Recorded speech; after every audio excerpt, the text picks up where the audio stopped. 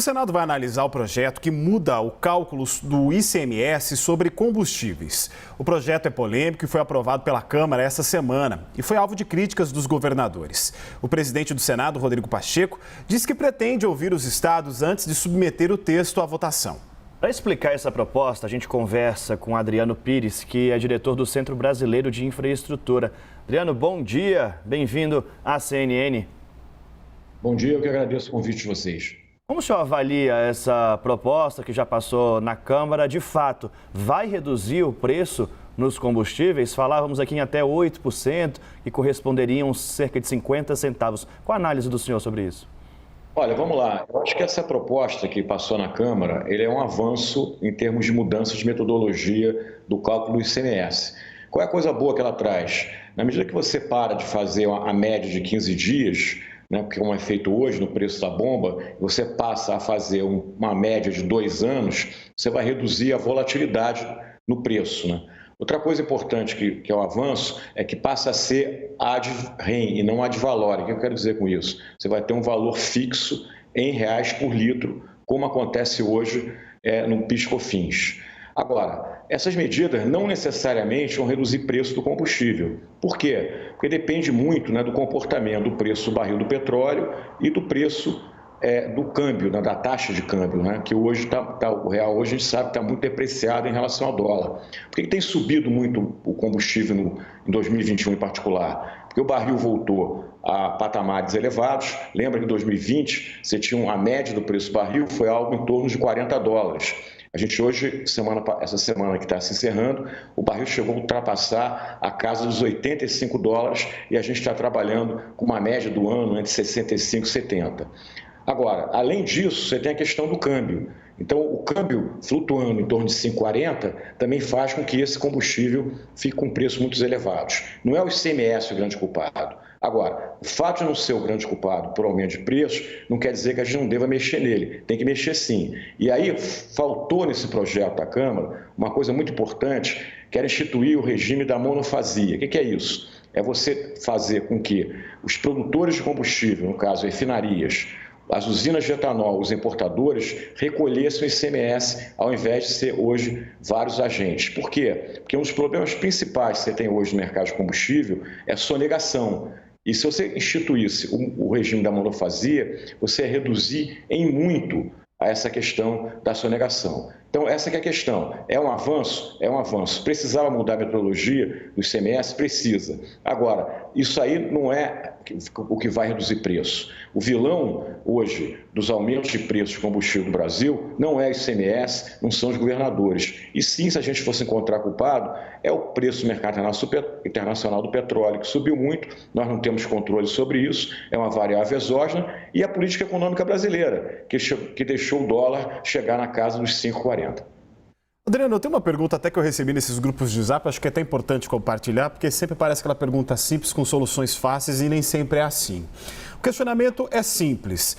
Se mais da metade da Petrobras pertence ao Estado brasileiro, não poderia ser utilizado algum tipo de lucro da empresa para subsidiar o valor do combustível e baixar o preço, ou não existe almoço grátis? Olha, eu acho que não existe almoço grátis, a tua expressão é muito boa. A gente no passado já fez isso. No governo, principalmente, da presidente Dilma, você foi subsidiar o preço da gasolina, do diesel e do próprio botijão de gás, você fez um rombo de $40 bilhões no caixa da Petrobras.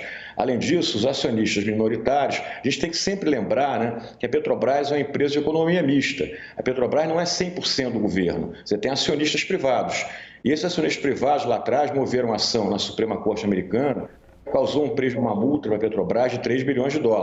Então, a solução não é essa. Ah, mas não existe solução? Existe solução. Acho que a solução, se o governo brasileiro acha que não tem que passar imediatamente a volatilidade do preço do barril do petróleo e do câmbio para o consumidor de gasolina, de diesel, vamos criar um fundo de estabilização de preço. Vamos pegar dinheiro do royalties, do dividendo, não sei de onde vem o dinheiro, mas é um fundo para você evitar que essa volatilidade passe imediata. Agora, o que mais me preocupa nessa discussão toda é o botijão de gás, né? Porque o botijão de gás, no mais de 90% dos brasileiros cozinha com botijão de gás. E hoje o botijão está alto o preço E tem família de baixa renda, aquelas inscritas no Bolsa Família, que não estão conseguindo comprar botijão. Aí estão usando lenha, estão usando álcool, pneu usado, garrafa PET, acontecendo acidentes sérios dentro dessas residências. Então, o governo já deveria ter feito um programa social para esse gás, como existe para a energia elétrica, tarifa social, para atender essas 14 milhões de famílias inscritas no Bolsa Família. Então, solução tem. Agora, não pode andar para trás e colocar aquela solução que sempre foi usada em diferentes governos, que é o quê? É obrigar a Petrobras a subsidiar os preços. Essa solução não é boa. Países que fazem isso, por exemplo, a Venezuela, destruíram a PDVSA, destruíram a indústria de petróleo lá naquele país. Então, a solução, volto a dizer, é política pública, é estabilização, gás social. Acho que é por aí que é o caminho. O ICMS é a principal fonte de arrecadação dos estados. Como o senhor vê esse novo ICMS atingindo a questão da pauta estadual e quais são os principais impactos, caso aprovado no Senado, dessa forma que passou pela Câmara? Olha só, eu acho que essa reforma do ICMS, ela não deveria ser feita do jeito que está sendo, né? Acho que isso aí deveria ser um debate mais amplo a nível de reforma tributária. Eu acho que o setor de energia elétrica e de combustível, ele paga muito imposto, né? Para a tarifa de energia elétrica, vocês terem uma ideia, quase 50% da tarifa da energia elétrica, que está muito cara hoje em função da crise hídrica, é imposto, é ICMS e é PIS/COFINS, da mesma maneira que o combustível. Então, esse debate deveria ser feito a nível de uma reforma tributária, olhando que se tem setores na economia que pagam pouco imposto e outros que pagam muito, como é o caso do combustível e da energia elétrica. O que não dá é, talvez, você fazer uma reforma de maneira assodada do ICMS no combustível, reduzir a receita dos estados. Vamos combinar que hoje o combustível, né, o ICMS, é uma das principais receitas que os estados têm.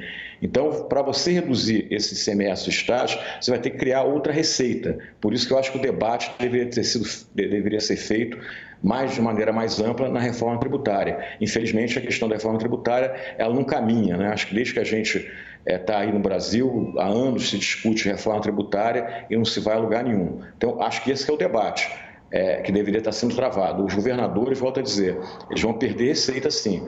E o preço desse primeiro momento cairia pelo seguinte, 2020 foi um ano muito atípico, né? Então você teve petróleo barato, como eu já falei aqui. Então se você fizer uma média 2019 2020, aí você chega naquela redução de preços que o relator do projeto colocou, vai cair 8% na gasolina, vai cair 7% no etanol hidratado, vai cair 3,7% no diesel. Os valores que a gente está vendo não são grandes, não é uma queda tão grande. E vai cair porque você está pegando um ano de 20 com petróleo muito barato. Mas quando você pegar um ano de petróleo caro e câmbio também depreciado, você pode outra vez ter elevação no ICMS. Por isso que eu digo, essa mudança que está sendo proposta não necessariamente vai reduzir o preço do combustível.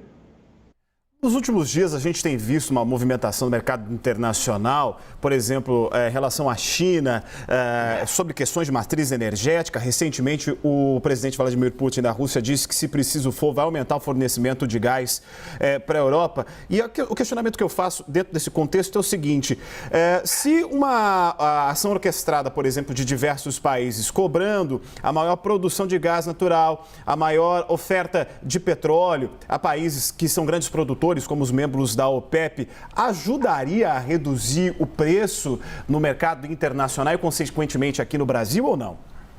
Olha, a gente está vivendo, né, um colapso aí no mercado de energia. Né? Vocês têm noticiado, né, o preço do gás disparando, o preço do petróleo disparando, né? Isso é explicado por dois fatores, na minha opinião. O primeiro fator é a pandemia de 2020. Em 2020, você reduziu muito o crescimento da economia mundial. E crescimento da economia está ligado a crescimento de consumo de energia. Só quer dizer que quando você reduz a oferta de energia, né, em função da queda do PIB mundial, como aconteceu em 2020, você não consegue voltar com essa oferta de energia da noite para o dia. Eu sempre coloco que a energia não é on e off, né, não é liga, desliga. E aí, ao mesmo tempo, com as vacinas, você teve uma retomada do crescimento econômico mundial e a oferta cresceu menos que a demanda, né, da economia. E o ajuste vem via preço. Então, esses preços estão aumentando em função disso. Agora, o que me preocupa é que talvez, quer dizer, essa oferta ela não aumente mais naquele montante necessário para que a gente tenha reduções significativas no preço da energia nos próximos anos. Por quê?